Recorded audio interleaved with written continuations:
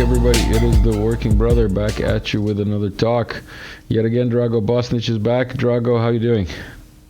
I'm great, man. As you can see, I'm calling from another location, so it's a bit out of the ordinary, but I'm here. Excellent.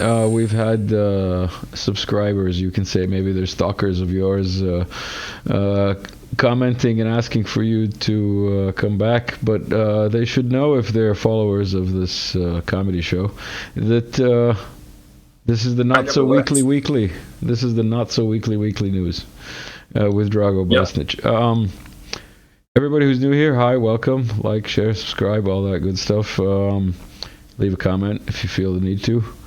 Let's get into this bunch of news that we've got lined up, because Drago's on his mobile, and we're going to have to try and rush through these before his battery runs out. Military-industrial complex, anywhere else we can cut. Yeah. Well, I mean, the U.S. has had a string of successes in a lot of stuff, as we can see, especially in geopolitics, I guess. So I guess their military is running the same show, and it's going the same path. The whole point is, while they are bragging about destroying the Russian military with their Abrams tanks and javelins and all this other stuff, they can't even make an ICBM anymore, it seems. They've completely forgot how to do it. And also their fighter jets are not exactly turning out as they are expecting them to be, like the most advanced jets in history, the famous F-35, or the infamous, as some people with more knowledge would say. But perhaps the craziest thing for me is that they're not able to make a proper ICBM anymore. Like the nation that was once one of the best in that regard and one of the most advanced has now gotten to the point of not being able to match North Korea. So like now they've had a lot of delays for the new LGM-35, the so-called Sentinel. They've had a bunch of delays. They've had a bunch of cost overruns. And I mentioned in the article actually that this thing is most likely going to cost $162 billion. I mean, the whole program. And there's been an increase of 91% in the last couple of years. Like now, if I'm not mistaken, the price of a single ICBM is going to be $162 million, up from 118 that was just 4 years ago, and that was the projected cost. In comparison, the much more advanced Russian RS-24 Yars is going to cost $20 million. So you can imagine that someone is getting a very, very good deal for such a project. And they're not delivering the product. The craziest thing is they're getting the money, but they're not delivering the product. So it's quite interesting what's going on with the U.S. military-industrial complex. Speaking of getting the money, thank you to everyone who bought me a coffee. Coffees fuel the show. Look, this is a huge coffee for today. Has nothing to do with the fact that it's, late at night. It's the 20th, by the way, for anybody who's keeping track of topics that we're going to discuss today and stuff that, how do you feel about that Trump thing that happened? Because I'm going to bring it up sooner or later. Oh, man, it's like, I'm not going to lie. The moment it happened, I thought it was obviously staged, right? And then a lot of other info came in, and then I obviously changed my stance. And what I think now is that the deep state was obviously involved in all this.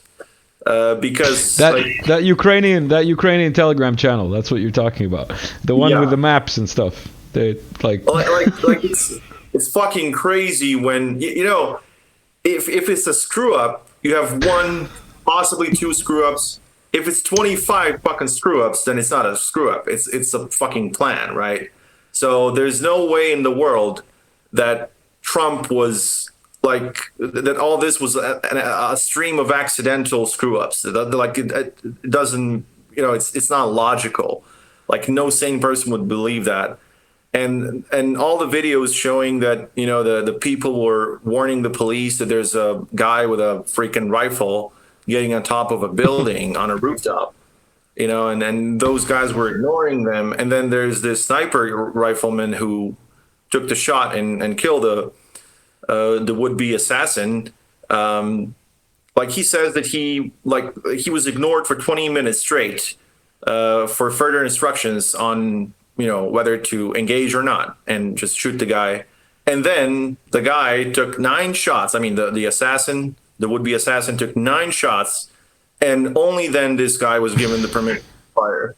So we've got exclusive footage here sent in by a subscriber.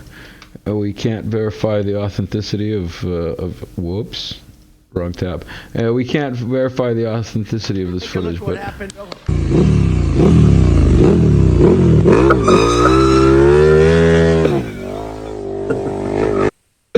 this I think sums up what happened basically.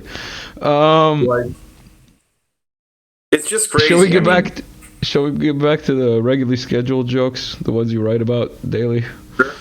About this alternate reality we're living in. Do you think there's a reality where, okay, let's not go there. Where are my tabs with your Poland? No, let's not get into Poland now.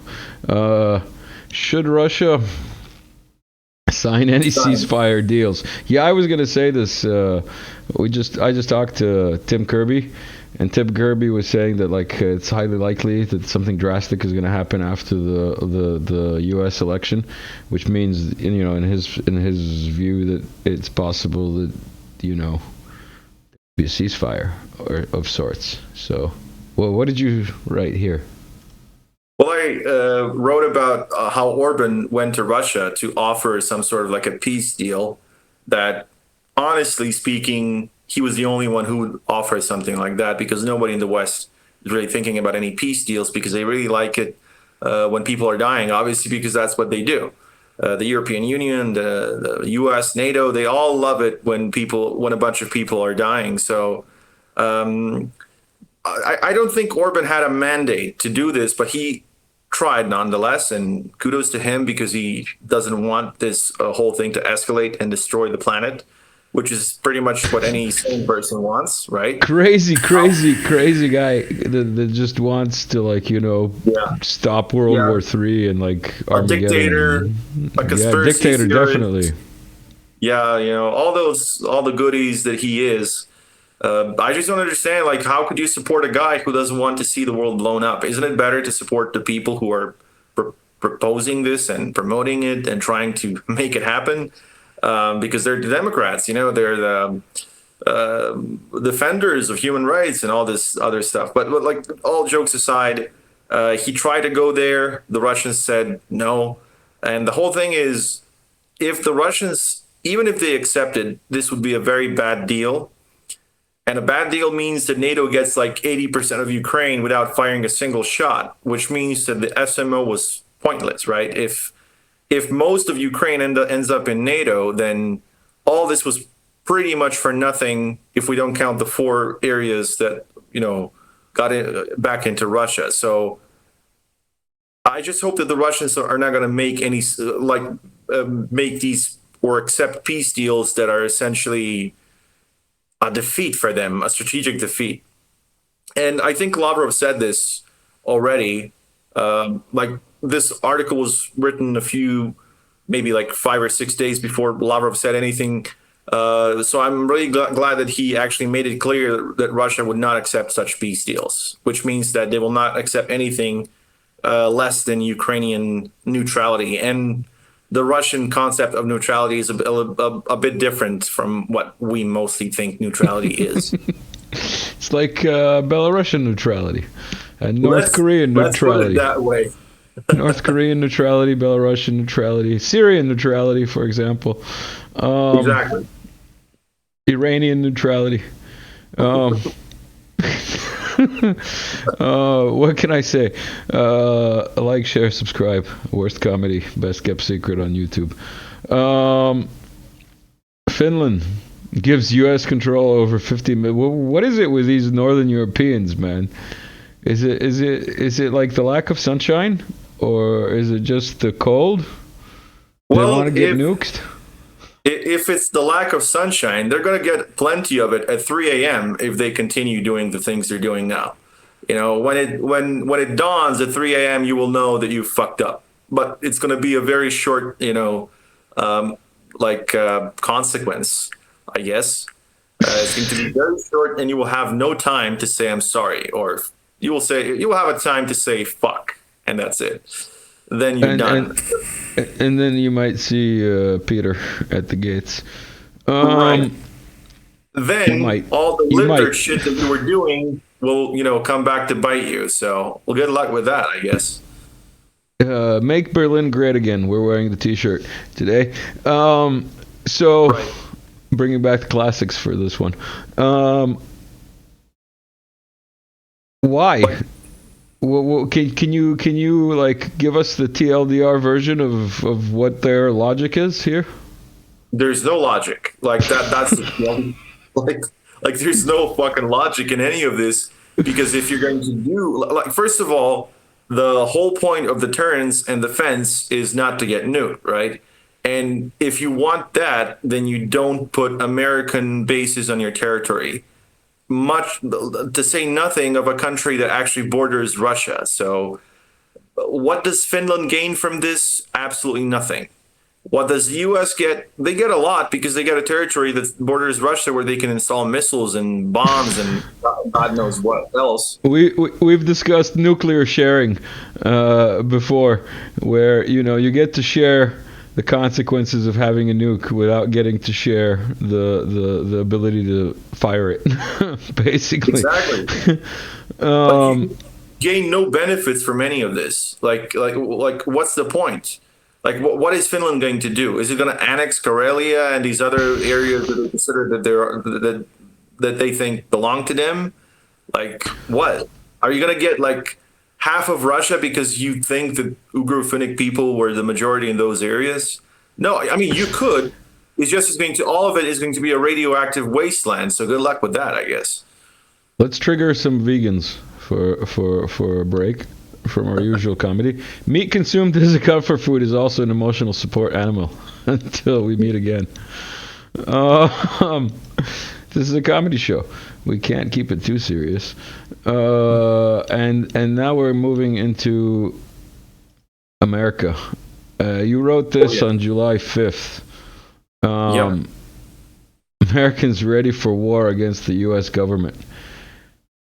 Yep. Now I think more and more Americans realize that the real enemy is not Russia, China, North Korea, Iran, or whoever. The real enemy. It's the Ukrainian Telegram channel. Right. Exactly. Now they're literally realizing that the people in Washington D.C. are their true enemies, and they've become so disillusioned with the so-called American democracy, the bedrock of democracy, whatever the hell that is. Whatever the term is. And now they think that the real threat is the U.S. government, which is why a lot of Americans want to get enough guns to be able to defend against an authoritarian government that wants to essentially destroy their lives, which is already happening essentially, because the Bidenomics is working great, as we can see. The inflation is not through the roof. People live better than ever before. As the U.S. president would say, we've never had an economy that is this good. And then, not an economy of memes. He brought back memes better, that's for sure. Yeah, that's for sure. His education. You've got an article here that's out of timeline, out of sync, but I'm gonna bring it up. Could Trump use the assassination attempt to save America's face in Ukraine? And we've got that. What did Tim call it? Blade job, where like the wrestler cuts his own face to feel like there's blood. I'm not saying it was fake. I'm saying there's people who say it's fake. Anyway, you're saying here, could Trump use this assassination attempt to save America's face in Ukraine? How could he save America's face in Ukraine? What face is there to save? By saying the following, by saying that the SBU or GUR or someone else from the Kiev regime was involved in the assassination attempt, and then he can say, look, we try to help. We gave them $400 billion, but they try to kill me. So fuck them. That's what he could say. Obviously not in those words. Could use a lot more diplomatic language. Although it's not uncommon for Trump to say something like that. Like that sounds like his kind of approach to speaking. Let's put it that way. Yeah. Like he could say they try to kill me. Why would I want to help them? Like the point is, it doesn't need to be true. It doesn't really need to be true. The Kiev regime could just be completely innocent when it comes to involvement in Trump's assassination attempt. But the point is, he could just say it in order to save America's face, because then he knows that he can't win against Russia unless there's a nuclear war, in which case nobody wins anything. But the point is, in order to prevent humiliating defeat at the hands of the Russian military, which is inevitable apart from the nuclear war, of course, then he could just say that, and this is something that I think he might use as a sort of like a diplomatic weapon after November, if he wins the election. I mean, if it's going to be fair and square, where he's going to win. If it's not, we don't really know what's going to happen after that. But if he wins the presidency one way or another, then he just might use that as an excuse to get out of the Ukraine, as he promised already multiple times, because he's not going to be able to make Russia, to force Russia to sign a peace deal, because the Russians know nobody can actually guarantee the peace deal, because they'd already done that. They've accepted a peace deal in March, and then, Zelenskyy just said, fuck it, I'm going to withdraw my signature, and we continue the war. Non-agreement capable is what Lavrov calls them. Fool me once, fool me twice, how the saying goes, so...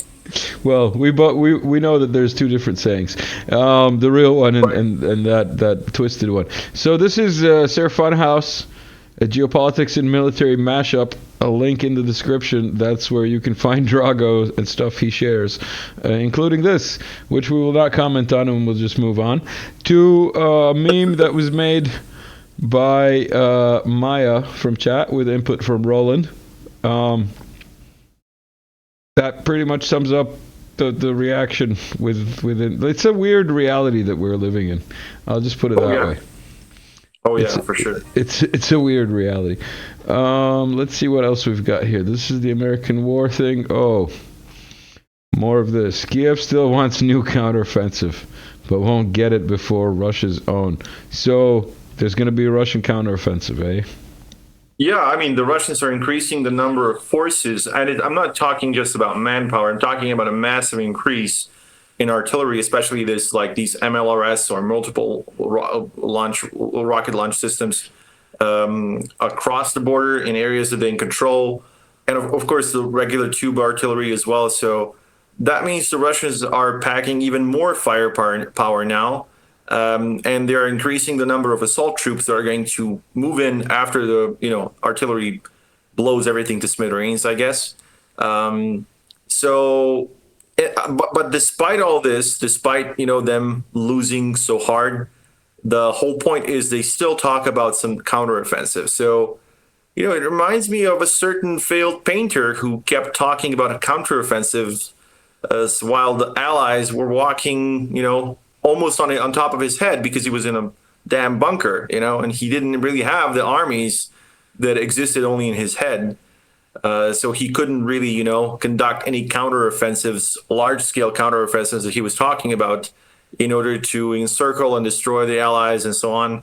It seems to me that the Kiev regime is starting to look a lot like, the failed painter and his entourage. In the late 1945, in the early 1945, I guess. So we can expect Phantom Army counteroffensives in the future. Yeah, that's for sure. That's for sure. All the previous ones went so well, so why this one wouldn't? So. Exactly. And regarding this actual upcoming Russian offensive, if you want to call it that, or counteroffensive or whatever, because it's not a counteroffensive, I think it would be an offensive. Because the Russians do offensive things, they don't do counteroffensive things. Like the Russians are offenders always, just like the Serbs.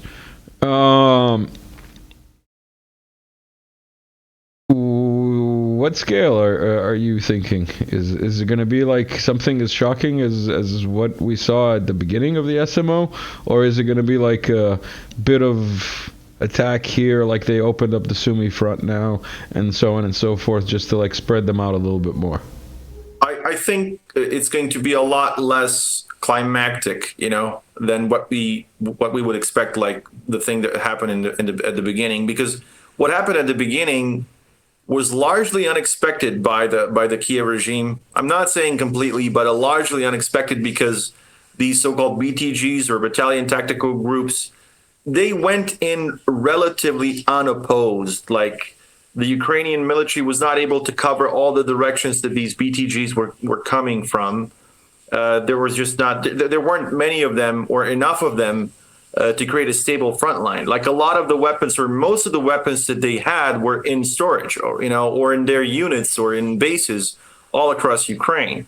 The only real front line was in Donbass, and everything else was just regular military that was everywhere, but just not concentrated in the area that they needed. So we can't really expect something on that scale, because simply, there's too many of these Ukrainian fortifications and areas and minefields and all these other things that could actually inflict heavy casualties on any BTGs. However, the Russian military is not functioning in terms of BTGs anymore. What they did is they brought back, not the brigade level, but at the division level. And a lot of these divisions actually have heavy artillery ingrained in the divisions themselves. And now these division-like structures could actually inflict heavy casualties and inflict a lot of damage on the Ukrainian military, and they could slowly grind down the Ukrainian military.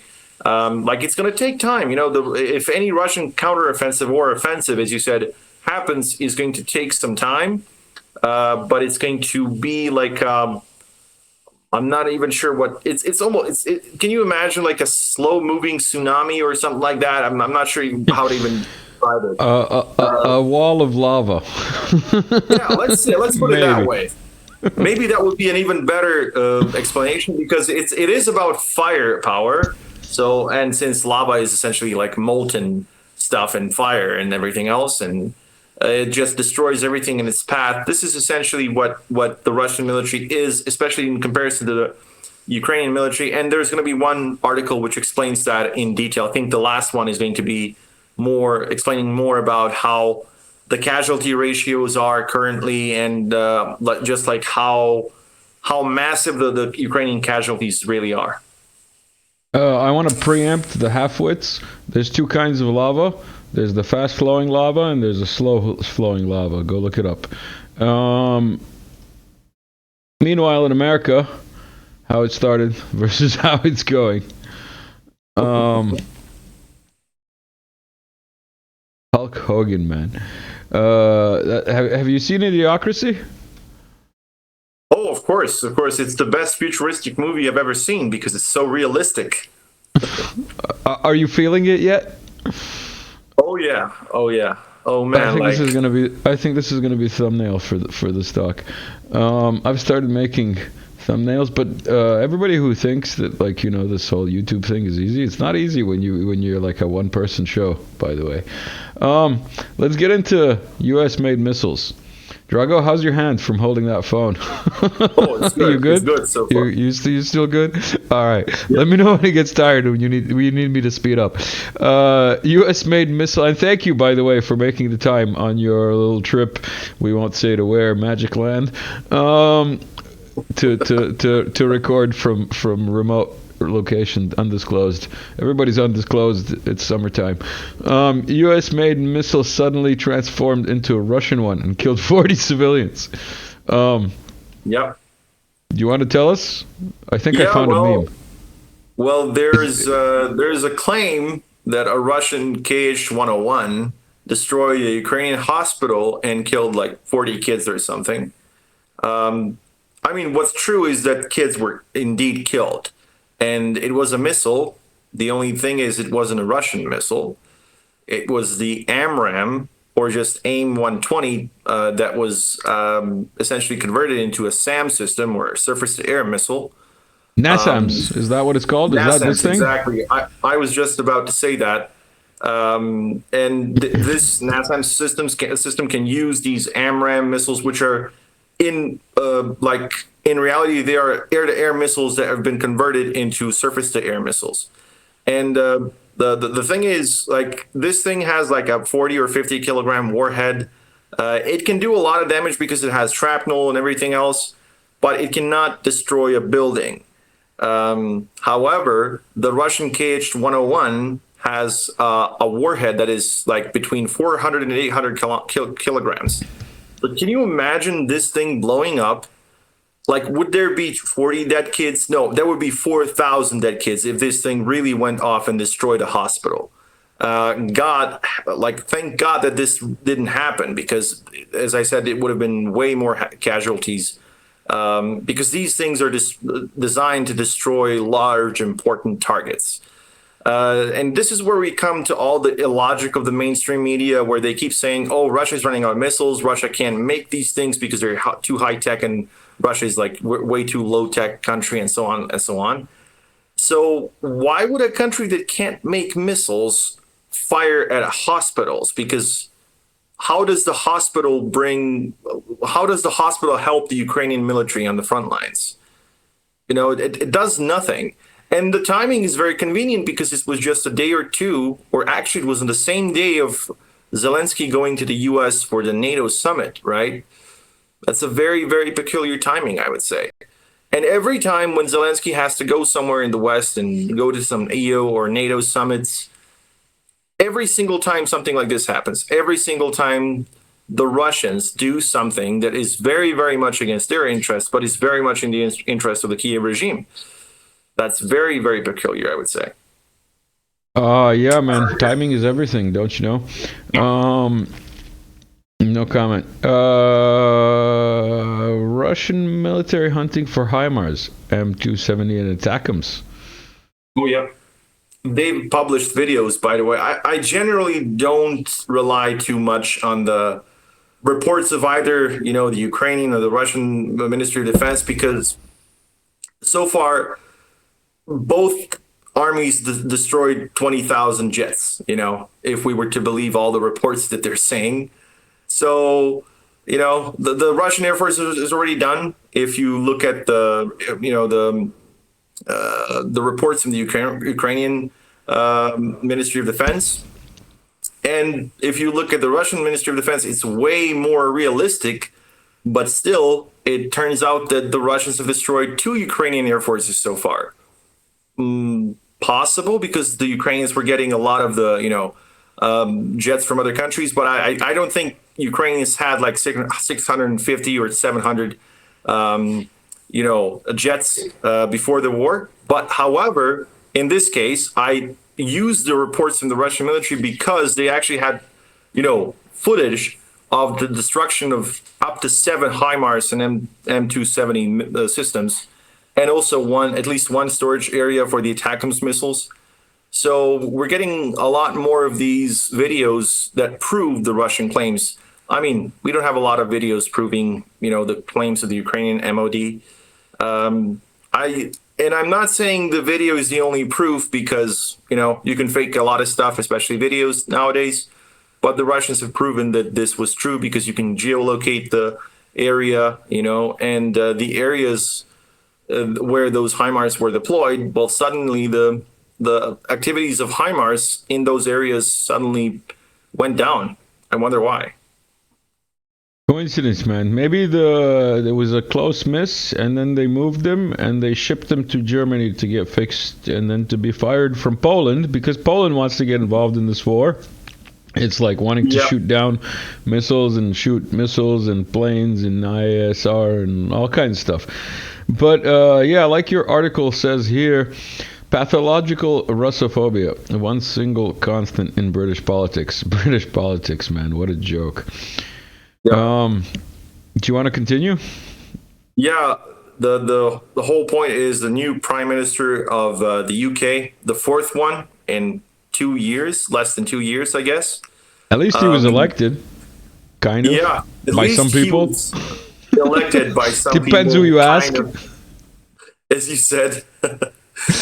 Well, like the third or the fourth day in the office, this guy says the following. He says Ukraine can use the Storm Shadow cruise missiles, whichever they, the way they see it fit.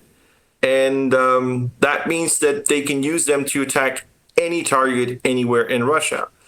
Before that, they were saying they can only target the areas that are like disputed territories and areas that are an immediate threat to the Ukrainian military. But now they're saying they can shoot at anything in Russia. So, the maximum range of the Storm Shadow allows you to reach almost the Moscow Oblast, where the Russian capital is. And also you can just reach the Russian heartland, this central part of European Russia, where essentially most of the population is, where most of the important economic, let's say, industries and stuff like that is, all of that is essentially located there. So if you're going to destroy the Russian economy, you're going to target the central part of European Russia. And remind me again what that Russian tsunami weapon was called. Poseidon. Yeah, isn't it like object something or another? Isn't that the official name? It's status 6. Status 6. There you go. 6. And I've seen a lot of... The British want to try out status 6. Like, they really want to try it out. It seems to me that's the case. And, that's just one of the weapons that could get them under, the Atlantic Ocean, if that's what they want, or the Northern Sea. So the whole point is, like, why would you want to antagonize a country that can wipe you out in 2 seconds? Like, why would you want to do that? There's no logical explanation unless it's irrational hatred or something else along those lines. This is why I said, like, it's the only constant in British politics, because for 300 or 400 years they've been doing the same thing, and that's like sabotaging Russia's strategic position, I would say, and trying to sabotage Russian strategic successes on every step of the way, even when the UK was officially allied to Russia. So we can see that this is the only constant in British politics that I see, because when they were fighting the French, they were ready to ally with the French against the Germans. But whatever is happening in Europe, they're always trying to sabotage Russia, regardless if Russia is an ally or an adversary. Subscribers, longtime subscribers, especially viewers of the George playlist, will know the 7 PowerPoint strategies and also the maritime chokehold strategies of the Rimland and the Heartland. Links will be somewhere in the description or on screen. Now let's get into crazy Poland. Poland ready for all-out war. It's like I don't want to. Yeah, I'm not gonna make that joke because even like children having a tantrum have like more rationale than the Polish. Did you want to tell us what this is about? Well, I guess Poland, Finland, the UK, all of these countries, for some reason, of course the Baltics, all of these countries for some reason have this pathological Russophobia, and they really seem to be planning to get blown up in seconds. Because, I mean, what is Poland going to do against the Russian military? Like, Poland and Ukraine are pretty similar in terms of actual economy size, and Poland might be a more high-tech country. They could have more, they have a bigger and a more well-equipped army. However, the point is, a lot of Poles don't really want to go to war with Russia because they're seeing what's going on. They don't want to go into a trench warfare. And some of them might have memories of better times. Let's put it that way. Yeah.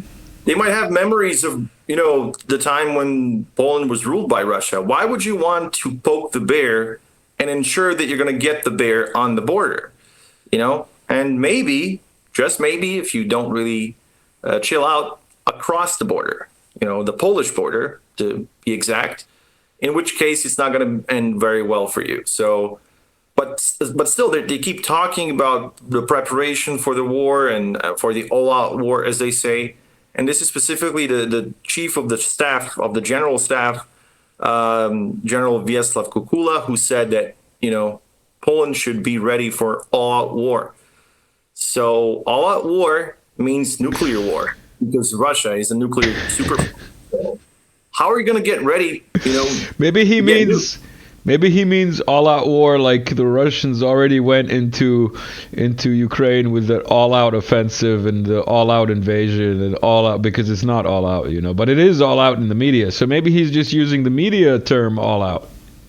Yeah, I really hope so, because if it's anything else, he should really go and check his, shrink. See what happens. Yeah, I don't think it's a shrink. Most of these people, I think it's an exorcist. By the way, I'm also on Rumble. Go find the Working Brother on Rumble. The what's it called? The challenge still stands, or ultimatum, however you want to look at it. Minimum 100 subscribers, and then I'll put stuff on Rumble. There's a preview of a good movie suggestion by the Working Brother there on Rumble. Maybe I'll leave a link in the description. In the meantime, let's continue with Zelenskyy. Suddenly wants Russia at the next peace summit. Lol. Yeah, like for 2.5 years, actually 2 years if we don't count the March peace deal that was never to be, it seems. He now says that he would want to see a Russian delegation at the peace summit. Now, these peace summits are essentially fairs, glorified fairs of countries or representatives of countries that support Ukraine, as they say. And now they want the Russians there to accomplish what exactly? Not sure. And after I wrote the article, I didn't put that in the article because the Russians didn't say anything at the time. Lavrov made it clear that, they're not interested in any peace summits that are meaningless and don't include actual negotiations, but more like, diplomatic posing, I guess. You said it was a fair, and that's basically what it was. Yep. It's like a trade fair, and the topic is the reconstruction of Ukraine, and it's just like, no, right. None of you guys are going to be there. We already discussed this like a while ago. I think maybe even a year ago we discussed this, you and I. I'm pretty sure I've discussed it with other guests as well. And yeah, the Germany, Spain, Lithuania, all these countries, they're not going to be in Ukraine to rebuild Ukraine because It's 404. It's part of Russia now. Oh, I gotta find that meme. The crazy part is they're saying we only need $1 trillion. That's not much, right? $1 trillion is a pretty low number for the West, right? Well, let's see how fast they get it. No comment. Second Cold War. In full swing as Europe becomes 80s style continent of missiles. Dun, dun. What does continent of missiles mean, man? Well, I mean, if people remember the 80s, you had a bunch of these medium and intermediate range ballistic missiles, and not just ballistic, obviously also cruise missiles that were in Western Europe, in Eastern Europe, in the Soviet Union. And they were aimed at all of these missiles were aimed at these countries of NATO and the former Soviet, and the former Warsaw Pact. If I'm not mistaken, there was 827 NATO missiles and 1,830 something Soviet and Warsaw Pact missiles. So, despite having almost like actually over 2-to-1 advantage, the Russians said, okay, we're going to destroy all of our missiles if you destroy all of your missiles. I mean, the NATO and the U.S. And that's what happened. The INF treaty was signed. Gorbachev and Ronald Reagan, they signed the peace deal. And then Mr. Reagan said, Mr. Gorbachev, tear down this wall, you know, the famous sentence. Now, from this perspective, I wish he didn't, but that's another story, I guess. The whole point is they accomplished this, right? And despite this being an important deal that prevented nuclear war in Europe that would have destroyed the entire continent and then the world, of course, because after those nukes, then you have the strategic ones. The point is, in 2019, on August 2nd, the U.S. decided it wants to get out of this deal unilaterally, which they did, along with like 2,500 deals that would have arms deals that would have made the world a much safer place. They thought, okay, we don't need that, out of the window. And then we have, you know, the craziest times in our lives, I guess. Cuban Crisis 7.0. Yeah. I mean, if people are interested in the real missiles that are going to be deployed in Europe, you can read the article. There's the Typhoon, there's the Russian Brubaj. You know, these things would wipe out anything in their path in minutes, because the distances in Europe are much smaller than the strategic distances between the U.S., between North America and Russia. So the whole point is this would be a lot faster and a lot deadlier than a strategic war. So do you really want to live in a world like that, or on a continent like that? If you don't, then try to do something about it. Further to our last point about the reconstruction of Ukraine, some countries have already started to deal with the reality. We mentioned this in the last talk that I recorded, but you might not have noticed this news. Italian liberals are in disarray. A man born in Mariupol has been living in Italy for more than 20 years, went to renew his driver's license, and on the license it says that Mariupol is a part of Russia. Interesting, isn't it? It's interesting. As George said, borders change. No surprise to you and me, right? Right. Zelenskyy getting on Trump's bad side after half a year before his likely presidency. Sorry, I went full dyslexic there. Never go full dyslexic. Zelenskyy getting on Trump's bad side half a year before his likely presidency. So, Zelenskyy doing Zelenskyy again? Yeah, like people can see the details and everything, but the TLDR is Zelenskyy, an ex-comedian, told Trump's running mate, Mr. Vance, that he doesn't understand war. So Zelenskyy is an ex-comedian, as I said.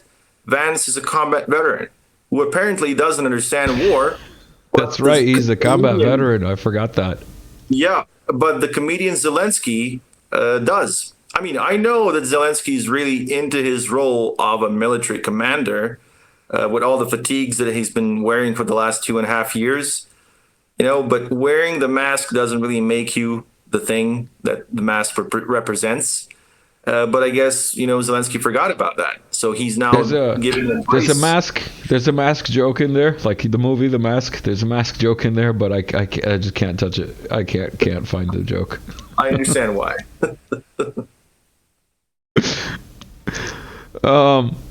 Let's move along to the last actual news that you've sent along.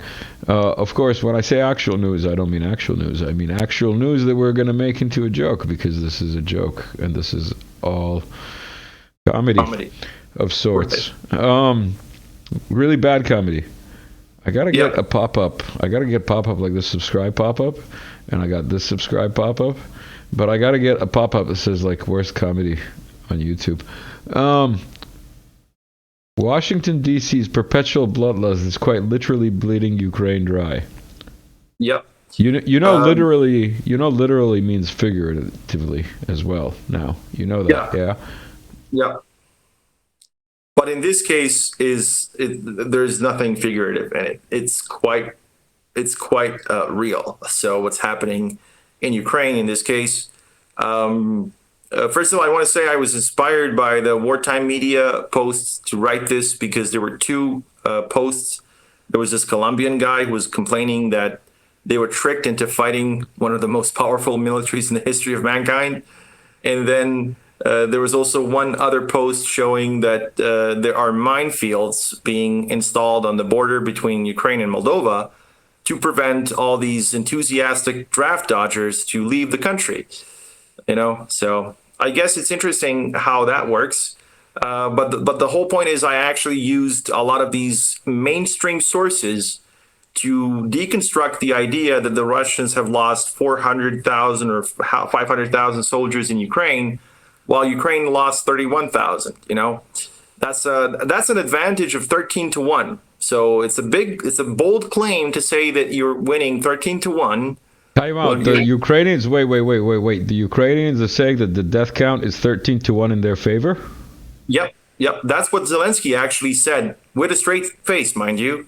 If that's true, I mean, if he really said that, which I believe he said that, it's highly likely that the exact opposite is true. So that the death toll.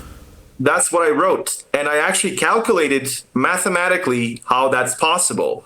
The whole point is, just a few months after saying what he said, after saying that Ukraine is winning 13-1, he also made two very important admissions. He said that Russia has 10 times more artillery and 30 times more aircraft, right? He didn't mention anything about ballistic and hypersonic missiles, which you can't even calculate the Russian advantage in this case because it's like 100-1, I guess. I mean, I'm just, saying that just like that. It's not a real number. I'm just saying that as a hyperbole, I guess. But the point is that the advantage is massive in long-range strike weapons.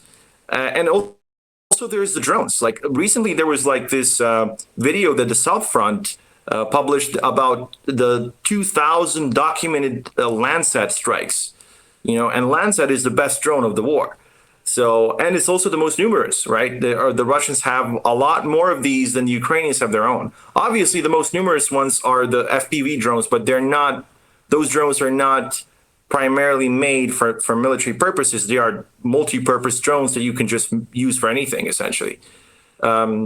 You can use them for bird watching if you want, or you can use them as in a war. But Landsat is a specifically tailor-made military drone designed to kill people and destroy, soldiers, and designed to destroy military hardware. So the whole point is the Russians have multifaceted advantages in almost every category of weapon systems.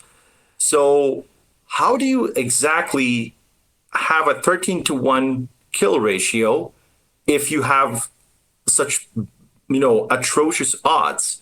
And the worst thing is that I used other Western sources, including the Journal of American College of Surgeons, which estimated that 70 to 80% of all soldiers die to artillery. So the Russians are firing 10-1 in artillery.